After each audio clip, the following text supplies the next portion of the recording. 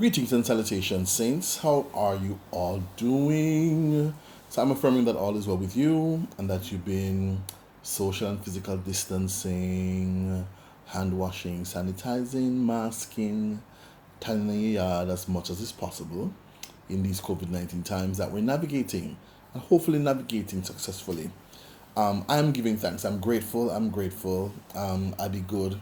I've been sharing with people. I was isolating anyway, so being by myself is not new. Staying in as much is new, but I've been able to adjust and use the time. But today, this morning, I got up and I was, giving thanks for my day and giving thanks for waking up and getting ready to tackle my day. And I was hit.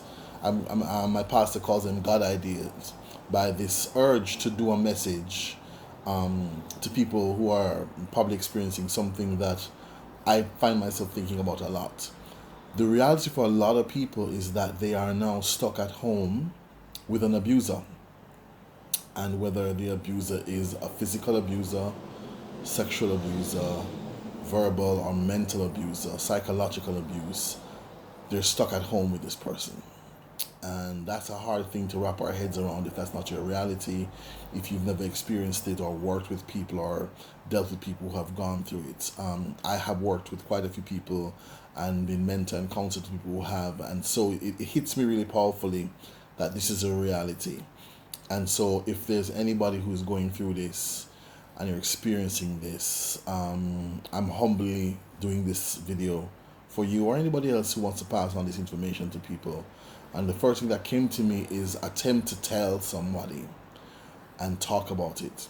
Not necessarily because they have a magical solution, but you get it out of you so it doesn't define you and consume you. So if you can tell somebody, whether it's somebody in the house, call, text, WhatsApp, reach out to somebody, in a way that hopefully doesn't put you in further risk from this person. But tell somebody that this is happening to you. Tell somebody that you're going through this. And hopefully they will be able to at least give a listening ear, not necessarily fix it, as I said, with a magical solution. But tell somebody. Depending on who you are, what your reality is, and what your capacities are, the internal work of prayer, meditation, some kind of escape to deal with it, since you are stuck inside with this person. If you write, then write. If poetry or songs or song lyrics come to you, if you're a creative person, draw it out. Maybe song lyrics. Start a journal. Again, that you ideally, hopefully, keep somewhere safe so the abuser doesn't get their hands on it, or it becomes a documentation that you can show or share with somebody else. But it is also getting it out of you, externalizing it so you can write it down. This one is probably going to be difficult, especially, or challenging, but we're creative people with the demands for social and physical distancing.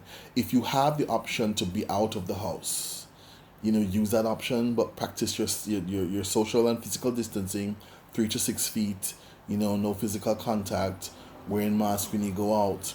But if there are spaces that you have access to and can get to safely, where this threat, this abuser or abusers are not there, then use them as often as possible and as safely as possible in these COVID-19 times. The other one I have is reach out to friends, family, allies, supporters, people who will get and understand you, and who can be some kind of solace in this period of heightened danger and for you. And then the final thing is, the professional, legal, state or otherwise entities where things like this can be reported and dealt with. I reached out to a few colleagues of mine to try and get the most reliable numbers and stuff for me to put in this video. None of them will take me on. So I'm going to include the low-hanging fruit that I found, that did a little research, but I promise to add, post or do another video if I get other numbers. So for children, or to report child abuse or children reporting it, you can do 888 Protect, which is 888-776-8328.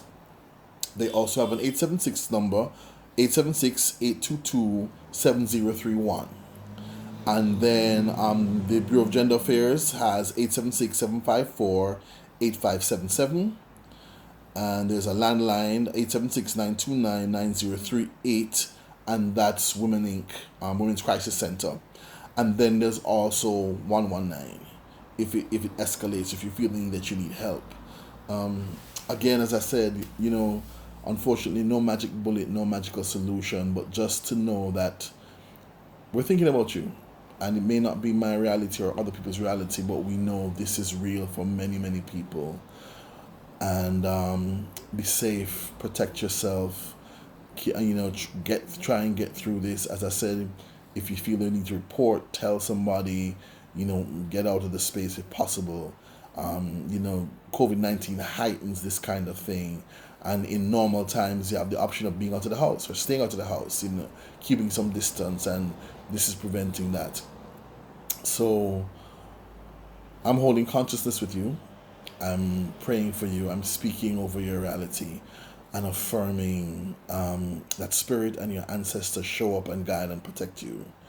Hoping that also the abusers will be spoken to change them, break up them folly ground, and change up them dirty ways in this time and beyond. That's all I've got for now. I honestly don't remember which COVID this is, if it's number 6, 7, 8, or 9, but it'll be posted in the title when I check and see which video this is. But peace, love, and blessings, my people. Let's be safe. Let's snap the curve. Let's do what we need to do. Be there for ourselves and others. Blessings, love, and light.